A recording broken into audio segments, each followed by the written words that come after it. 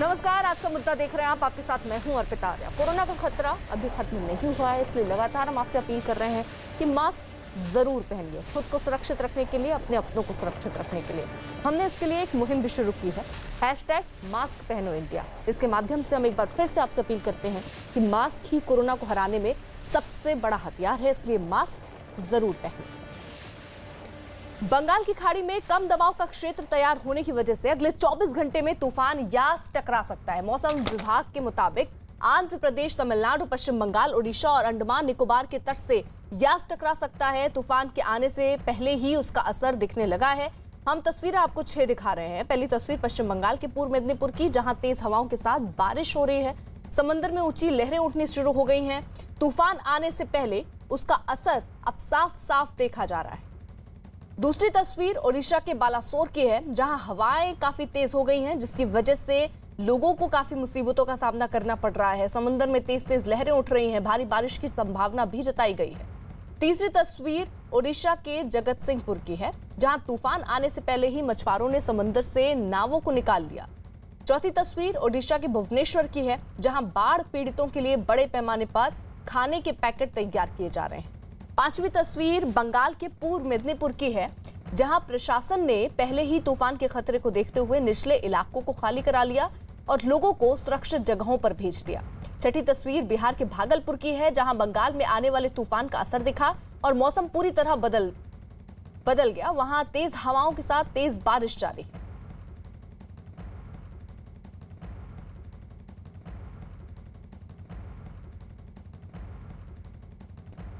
चक्रवाती तूफान यास अगले 24 घंटे में ओडिशा के तट से टकरा सकता है, जिससे निपटने के लिए पुख्ता तैयारियां की गई हैं। यास से निपटने के लिए एनडीआरएफ की 109 टीमें प्रभावित राज्यों में तैनात हैं।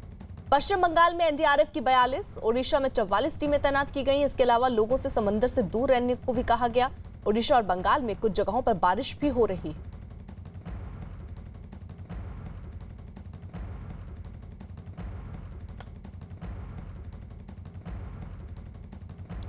यास तूफान का सबसे ज्यादा असर पश्चिम बंगाल के पूर्व मेदिनीपुर जिले पर पड़ेगा, जो ओडिशा की सीमा से लगा है। यहां पर समुद्र अभी से उफान पर है। रात से रुक रुक कर बारिश हो रही है। दिन में बारिश और तेज होने के आसार हैं। पिछले 1.5 साल में बुलबुल, उसके बाद अम्फन की मार झेल चुका बंगाल अब इंतजार कर रहा है यास तूफान का, जो बंगाल की खाड़ी में तेजी से तैयार हो रहा है। और मैं इस समय दीघा में हूँ। ये उड़ीसा पश्चिम बंगाल के ठीक सीमा पर है, जहाँ पर समुद्र अभी से उफान पर है। कल रात से रुक रुक कर बारिश का सिलसिला शुरू हुआ है और संभव है कि आज दिन में ये तेज़ बारिश में तब्दील हो जाए। पूर्व मिदनापुर ये वो ज़िला है जो सबसे ज़्यादा प्रभावित होगा पश्चिम बंगाल का। बालासोर, उड़ीसा के बालासोर के पास लैंडफॉल बताया जा रहा है तूफान का। यहाँ मतलब है कि वहाँ पर तूफान जो है वो ज़मीन से आकर टकराएगा और सबसे ज़्यादा गति हवाओं की तब होगी। और यहाँ पूर्व मिदनापुर में भी उम्मीद की जा रही है कि जो असर है वो लगभग वैसा ही रहेगा। हवाओं की गति 145 से लेकर के 165 किलोमीटर के बीच रह सकती है और गशिंग स्पीड हवा की 185 किलोमीटर प्रति घंटा तक रह सकती है। मुख्यमंत्री ममता बनर्जी ने चिंता जताई है। तैयारी हालांकि पूरी है। राज्य सरकार ने कमर कस ली है। एनडीआरएफ की टीमें जगह जगह पर तैनात की गई हैं, लेकिन ये भी चिंता जताई है मुख्यमंत्री ने कि ये तूफान अम्फन के जितना ही विनाशकारी हो सकता है। तो टाउटे के बाद अब यास तूफान का खतरा मंडरा रहा है, जिसको देखते हुए तमाम एहतियाती कदम उठाए जा रहे हैं। लोग जो उस इलाके में रह रहे हैं समुद्र के बेहद नज़दीक, उनको वहां से सुरक्षित जगह पर पहुंचाया गया है। ये खतरा इसलिए भी ज़्यादा है क्योंकि अभी से ही जो असर दिख रहा है उससे अंदाज़ा लगाया जा सकता है कि किस तरीके से ये तूफान नुकसान पहुंचा सकता है। और इसीलिए एनडीआरएफ की टीमें 109 टीमें हैं जो तैनात की गई हैं अलग अलग इलाकों में, और वो पूरी तरीके से नज़र बनाए हुए हैं। लेकिन अभी ऐसे कई जगह जहां पर तूफान का असर जो है वो दिखना शुरू हो गया है। आशिका का रुख कर लेते हैं, वो हमारे साथ पूर्व मेदिनीपुर से ही मौजूद हैं। आशिका, आप जहां पर मौजूद हैं, तूफान के आने की आहट कितनी दिखाई या सुनाई दे रही है वहां पर? देखिए सबसे पहले यहाँ पर एनडीआरएफ की तरफ से जो ये तूफान की चेतावनी दी जा रही है वो मैं तस्वीरें आपको दिखाऊंगी। गांव-गांव में जाकर के एनडीआरएफ की टीम जो है लोगों को यहाँ से निकालने का काम कर रही है। जो यहाँ पर लोग हैं अपने घरों में, अब भी उनको बार-बार समझाया जा रहा है कि ज़रूरी है सबका शेल्टर में जाना। तो ये तस्वीर आप देखिए, एक तरफ जहाँ पर एनडीआरएफ की टीम की तरफ से अनाउंसमेंट की जा रही है, घर घर जाकर के लोग जो है वो जो स्थानीय लोग हैं उनसे बात कर रहे हैं। इसके साथ ही हमारे साथ असिस्टेंट कमांडेंट शशिदेव प्रसाद हैं, इनसे बात करेंगे। कितने गांव गए, कितने लोगों को इवैक्यूएट किया है अभी तक आप लोगों ने? एक्चुअली पदीमा 1 और पदीमा 2 और 2 ग्राम पंचायत है। ग्राम पंचायत में 10 के करीब गांव हैं। हर गांव में हमने जाकर अनाउंसमेंट किया है और 2 गांव के लोगों को हमने इवैक्यूएट भी कर दिया है। जैसे दत्तापुर और दत्तापुर पल्ली के लोगों को हमने इवैक्यूएट करके साइक्लोन शेल्टर्स में रखा है और हम प्रयास कर रहे हैं कि आज शाम से पहले हमारे इलाके में जितने गाँव आते हैं सभी को हम इवैक्यूएट कर लें। अभी कितने लोगों को इवैक्यूएट किया है, कितने लोगों को इवैक्यूएट करना बाकी है? कंफर्म नंबर तो क्लियर नहीं हो पाएंगे क्योंकि गांव के लोग हैं तो कुछ ज़्यादा कम ज़्यादा हो सकते हैं। तो हमने करीब 10 गांव के लोगों को इवैक्यूएट कर लिया है अभी तक और अभी बाकी जो बचे हैं हमारे इलाके में इस दोनों पंचायत में उनको हम बता रहे हैं कि आप अपनी मर्जी से फटाफट आके हमारी जो ये लोग घरों के बाहर हैं अभी जिनसे बात कर रहे थे आप लोग, ये लोग कोऑपरेट कर रहे हैं कि नहीं जाना चाह रहे हैं? क्या कह रहे हैं, कैसे मना रहे हैं आप लोग उन्हें? कुछ लोगों को बोलने से ही मान जा रहे हैं कुछ लोगों को थोड़ा पुलिस के साथ मिलके हमें उन्हें ज़बरदस्ती भी निकालना पड़ रहा है क्योंकि अल्टीमेटली हमारा टारगेट है कि कोई भी लाइफ लॉस नहीं होना चाहिए साइक्लोन में। तो जो लोग मान जा रहे हैं इजीली आ जा रहे हैं, अच्छी बात है। जो नहीं मान रहे हैं उनसे हम फोर्स से भी पुलिस के साथ मिलके या पहले तो प्रधान को लाके हम उनको समझाते हैं और प्रधान से मैक्सिमम लोग कन्विंस हो जाते हैं। जो प्रधान से नहीं मान रहे उनको ज़बरदस्ती भी हमें निकालना पड़ेगा।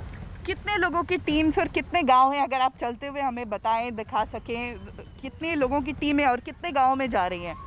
एक्चुअली अभी हमारी 2 टीमें हैं जिनको कि हमने 6 सब टीम में बांट रखा है और वो अलग अलग जगह अपने अपने काम कर रही हैं। और जैसे अभी आप देख सकते हैं 6 बंदों की एक टीम हमारे साथ में है जो कि इस गांव में लोगों को बता रही है कि हमें टाइम से निकलना होगा। तो ये एनडीआरएफ की टीम यहाँ पर गांव-गांव जा रही है। इस बीच बारिश, देखिए फिर से बारिश शुरू हो चुकी है और हवाओं की गति भी बढ़ती जा रही है। आशिका रही जरा आप साथ। पश्चिम बंगाल के पूर्व मेदिनीपुर में यास तूफान को देखते हुए लोगों को अलर्ट किया गया। पूर्व मेदिनीपुर के कई इलाकों में बारिश हो रही है। पूर्व मेदिनीपुर के दीघा में भी बारिश हो रही है जिसके बाद लोगों को अलर्ट किया गया। पूर्व मेदिनीपुर में एनडीआरएफ की 7 टीमों को तैनात किया गया। इनमें 2 टीमों को दीघा में तैनात किया गया है। साथ ही लोगों को अलर्ट भी किया गया कि वो समंदर से दूर रहें और बारिश में घरों से बाहर ना निकलें। यानी जब बारिश हो रही है तो अपने घर पर ही रहें क्योंकि तूफान आने वाला है। 24 घंटे में ही उड़ीसा की तट से टकराने की इसकी संभावना है। तो ऐसे में इसका असर कई जगहों पर पड़ सकता है। उन्हीं असर से बचाने के लिए एनडीआरएफ की टीम लगातार लोगों को इलाके से हटाने की कोशिश कर रही है। कुछ लोग मानने को तैयार नहीं है तो उनके साथ जबरदस्ती करके उनको हटाया जा रहा है क्योंकि उन्हें अभी फिलहाल आसपास जो लोग हैं उनकी जान बचानी। हमारी एनडीआरएफ की टोटल 5 टीम्स हैं यहाँ पे। उसमें से 2 टीम दीघा में स्टेशन है और हम सारे सिचुएशन जो एक साइक्लोन के दौरान बन सकते हैं उन सभी सिचुएशन को टैकल करने के लिए तैयार हैं। अब जैसे हैवी रेनफॉल की वजह से हो सके कहीं पे वाटर लॉगिंग हो जाए जो निचली एरियाज़ हैं, तो वहाँ से बंदों को निकालने के लिए, सिविलियंस को निकालने के लिए हमारे पास इन्फ्लेटेबल बोट्स भी हैं। उसके अलावा अगर किसी को ऐसी ज़रूरत पड़े तो हमारे जितने रेस्क्यूअर्स हैं सभी ट्रेंड मेडिकल फर्स्ट रिस्पॉन्डर्स हैं। तो अगर किसी को बिफोर सेंडिंग टू हॉस्पिटल उनको किसी को पीएचडी की जरूरत है, प्री हॉस्पिटल ट्रीटमेंट की, तो वो भी हमारे रेस्क्यूअर्स उनको प्रोवाइड कर सकते हैं। आशिका, आप सुबह से वहां पर मौजूद हैं और सुबह से अब में आप कुछ किसी प्रकार का अंतर महसूस कर पा रही हैं? क्योंकि सुबह भी बारिश हो रही थी लेकिन रुक रुक कर हो रही थी। क्या अब ज्यादा असर दिखने लग गया है? देखिए बारिश अब भी वैसे ही रुक रुक कर हो रही है, लेकिन जैसे जैसे दिन चढ़ेगा वैसे वैसे बारिश जो है वो उसके बढ़ने की संभावना है। समुद्र पूरी तरह से उफान पर है। समुद्र की लहरें जो है वो 4 से 5 मीटर ऊंची हो सकती हैं। बारिश जो है वो रह करके हो रही है। तेज़ हवाओं की गति बढ़ती जा रही है। इस बीच में एक बार फिर आपकी बात कराऊंगी। शशिदेव प्रसाद हमारे साथ असिस्टेंट कमांडेंट है। ये बताइए कि क्या क्या सुविधाएं आप लोगों ने क्या क्या तैयारी कर रखी है? साइक्लोन शेल्टर्स में हमने लोगों के खाने पीने का इंतजाम किया है और टॉयलेट्स हैं, सफिशिएंट टॉयलेट्स हैं, लेडीज़ और मेल फीमेल अलग अलग टॉयलेट्स हैं। उसके अलावा पावर बैकअप भी है, जनरेटर्स लगे हैं वहाँ पे। उसके अलावा भी अगर किसी को कोई मेडिकल हेल्प चाहिए तो हमारी टीम्स भी मेडिकली ट्रेंड है काफ़ी। उसके अलावा ब्लॉक एडमिनिस्ट्रेशन ने भी नर्सिंग असिस्टेंट्स और डॉक्टर तैनात कर रखे हैं। कोरोना के चलते क्या जिन्हें सिम्टम्स हैं उनके लिए कोई अलग व्यवस्था, क्या कैसे ये मैनेज कर रहे हैं आप? जो सिम्टोमेटिक केसेस हैं उसके लिए स्टेट एडमिनिस्ट्रेशन ने अलग से शेल्टर्स बनाए हैं, उनको अलग रखा जा रहा है। जो भी सिम्टोमेटिक केसेस थे या जो आइसोलेटेड थे अपने घर में, उनके लिए अलग व्यवस्था की गई है। और बाकी जो एसिम्टोमेटिक हैं या जिनमें कोई लक्षण नहीं है उनके लिए अलग किया गया। और इस बार हमने ज़्यादा से ज़्यादा नंबर ऑफ़ शेल्टर्स बढ़ाए हैं ताकि सबको ज़्यादा एक शेल्टर पर ज़्यादा क्राउडिंग ना हो, तो लोगों को कोरोना इन्फेक्शन से बचाया जा सके। अम्फन के दौरान देखा गया था बहुत सारे पेड़ टूटकर गिरे थे और इसके अलावा क्या कहते हैं जो लैंप पोस्ट वगैरह भी गिरे थे। इस से मुकाबला कैसे कर पाएंगे? हमारे पास जो कटर्स हैं, अब तूफान आएगा, साइक्लोन आएगा और पेड़ गिरेंगे, उसको तो हम रोक नहीं सकते हैं। लेकिन पोस्ट साइक्लोन जो हमारा रेस्टोरेशन वर्क होगा तो हमारे पास डिफरेंट टाइप के कटर्स हैं जो कि मेटालिक पोल्स को भी काट सकते हैं, पेड़ भी काट सकते हैं, और अगर कोई कंक्रीट पोल है उसको भी काट सकते हैं। इसीलिए हम काट के कोशिश करेंगे जल्दी से जल्दी जो बेसिक सुविधाएं हैं उसको रिस्टोर कर सकें। तो अम्फन में देखा गया था बहुत भारी क्षति हुई थी, इस बार भी ऐसी ही आशंका है विनाश की? आशंका तो उतनी ही है क्योंकि जो साइक्लोन पहले एक नॉर्मल साइक्लोन माना जाए तो अभी वेरी सीवियर साइक्लोन में कन्वर्ट हो गया है। तो उम्मीद तो उतनी है, लेकिन हम पहले से ज़्यादा तैयार हैं, हमने पहले से ज़्यादा प्रिपरेशन कर रखी है और कोशिश करेंगे कि इस बार ज़ीरो लाइफ लॉस हो, कुछ नहीं हो। और जितनी जो बेसिक इंफ्रास्ट्रक्चर है हमारी, रोड कनेक्टिविटी, टेलीफोन और बिजली, हम जल्दी से जल्दी रिस्टोर कर सकें। तो पूरी तैयारी है, स्पेशली जो बिजली और टेलीफोन है जिसको लेकर ममता बनर्जी ने भी निर्देश दिए हैं, उसको जल्द से जल्द रिस्टोर। ठीक है आशिका, रहिए जरा आप साथ। वहीं पश्चिम बंगाल के पूर्व मेदिनीपुर जिले के दीघा में एनडीआरएफ की टीम ने समंदर के किनारे रहने वाले लोगों को निकालकर सुरक्षित जगहों पर भेजा है। यास तूफान की वजह से इन लोगों को खतरा था, जिसके बाद एनडीआरएफ की टीम एक निचले इलाके में पहुंची और करीब 50 लोगों को शेल्टर होम में भेजा गया है। यास तूफान के अगले 24 घंटे में ओडिशा के तट से टकराने की संभावना है, जिसके बाद तेज हवाओं के साथ भारी बारिश हो सकती है। ऐसे में लोगों को सुरक्षित जगहों पर भेजा गया।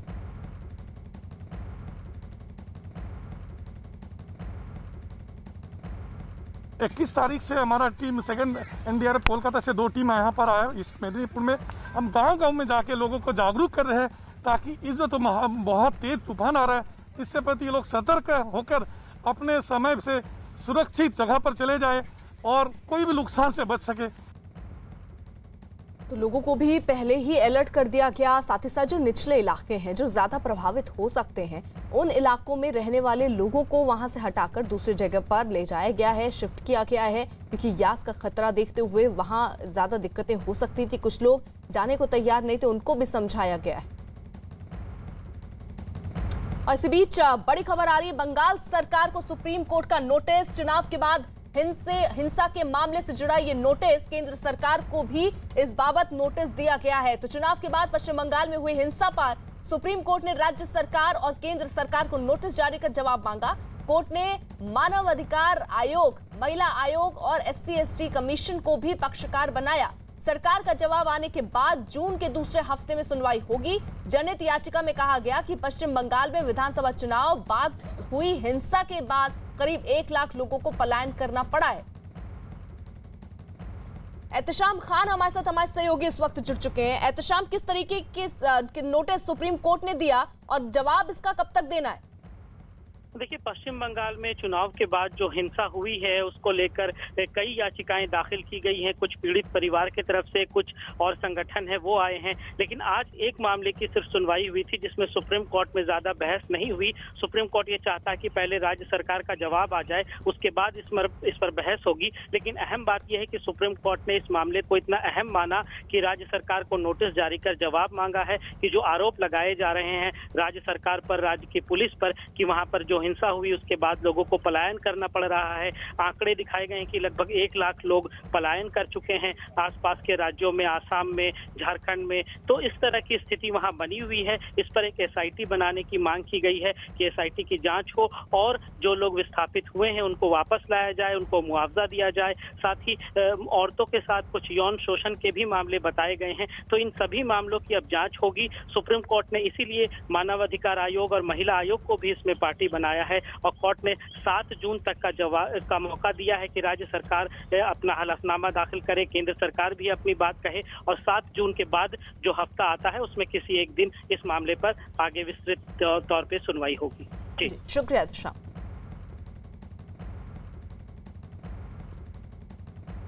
एक बार फिर बात यास तूफान की। उड़ीसा के बालेश्वर में भी तूफान से बचाव की पूरी तैयारियां कर ली गई। हालांकि वहां सुबह से ही तेज हवाएं चल रही हैं और भारी बारिश होने की संभावना जताई जा रही। साथ ही लोगों को बिना काम के घरों से बाहर नहीं निकलने की सलाह दी जा रही।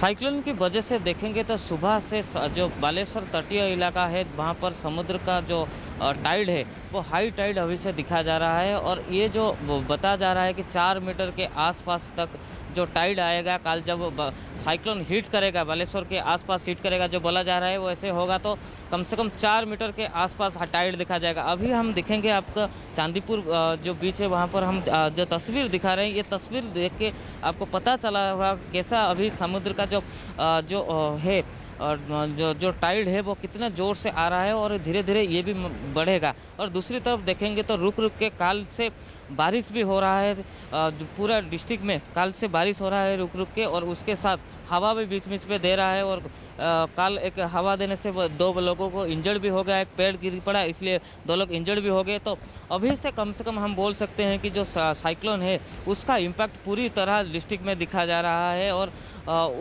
दूसरी तरफ हम देखेंगे तो डिस्ट्रिक्ट एडमिनिस्ट्रेशन तरफ से 1,20,000 लोगों को जो शेल्टर हाउस है उनमें लाने जाने का काम भी चल रहा है जोर शोर से। ओडिशा के भुवनेश्वर में आज सुबह से ही काफी तेज बारिश हो रही है, जिसकी वजह से सुबह दफ्तर जाने वाले लोगों को मुश्किलों का सामना करना पड़ रहा है। शहर के कई इलाकों में भारी बारिश की वजह से पानी भर गया, जिससे लोगों की दिक्कतें और बढ़ गई। बारिश के साथ वहां तेज हवाएं भी चल रही।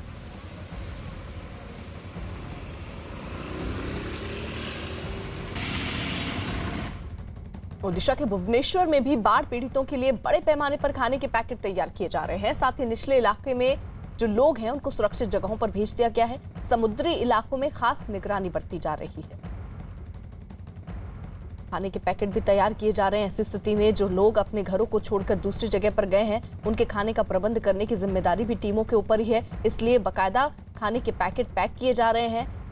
यास तूफान के आहट सुनते ही अब वहां कई जगहों पर बारिश शुरू हो चुकी है। समुद्र में ऊंची ऊंची लहरें भी उठनी शुरू हो गई।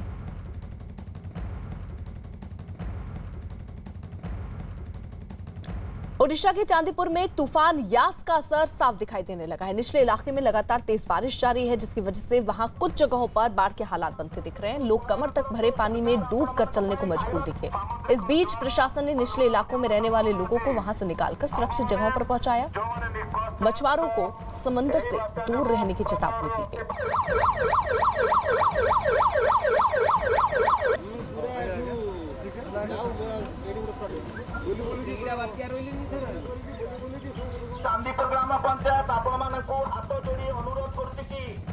तो भारी बारिश की वजह से कई इलाकों में कमर तक पानी भर चुका है। बाढ़ जैसे हालात बन गए हैं, जिससे निपटने की तैयारी भी की जा रही है ताकि लोगों के घरों तक ये पानी ना पहुंच पाए।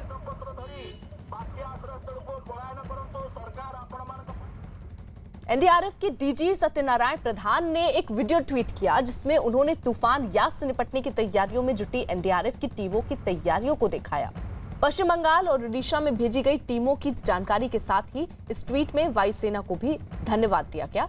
वायुसेना के विमानों से ही एनडीआरएफ की टीमों और राहत बचाव के सामान को यहां पहुंचाया गया।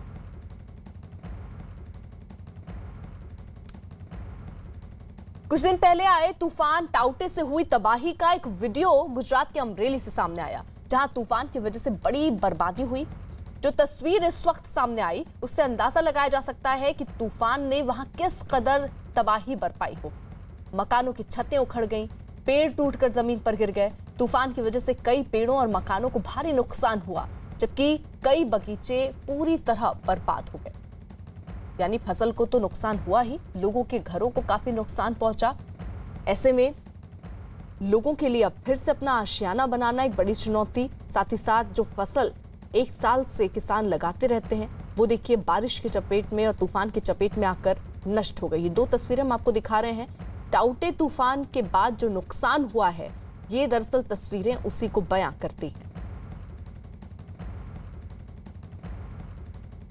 कुछ रोज पहले अरब सागर से उठे चक्रवाती तूफान ने गुजरात में जमकर तबाही मचाई थी। गुजरात के अमरेली जिले में तो टाउटे तूफान की वजह से 22 मछुआरे समंदर में फंस गए थे, जिन्हें कोस्ट गार्ड के जवानों ने अपनी जान की बाजी लगाकर रेस्क्यू किया था।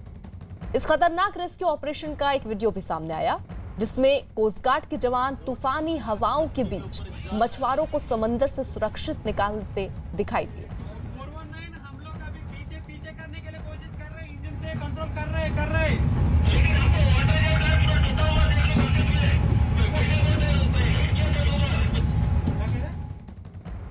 उधर ओडिशा आंध्र प्रदेश की सीमा के पास सेलूरू नदी में एक नाव पलट गई, जिसकी वजह से नाव पर सवार 8 लोग लापता हो गए। इस घटना का पता चलते ही पुलिस और प्रशासन ने फौरन राहत बचाव का काम शुरू किया। नदी में लापता लोगों की तलाश की जा रही है, लेकिन अभी तक उनका कुछ भी पता नहीं चला है। तो विशाखापट्टनम में जिस तरीके के हालात बने हुए हैं, यह हादसा हुआ, नाव पलटी है। नाव में जो लोग सवार थे वो अभी लापता हैं, जिनकी तलाश की जा रही है। प्रशासन ने फौरन राहत बचाव का काम शुरू किया है। नदी में लापता लोगों की तलाश की जा रही है, लेकिन अभी तक कोई जानकारी उनकी नहीं मिली है। जो परिवार है उनका रो रो कर बुरा हाल हो गया।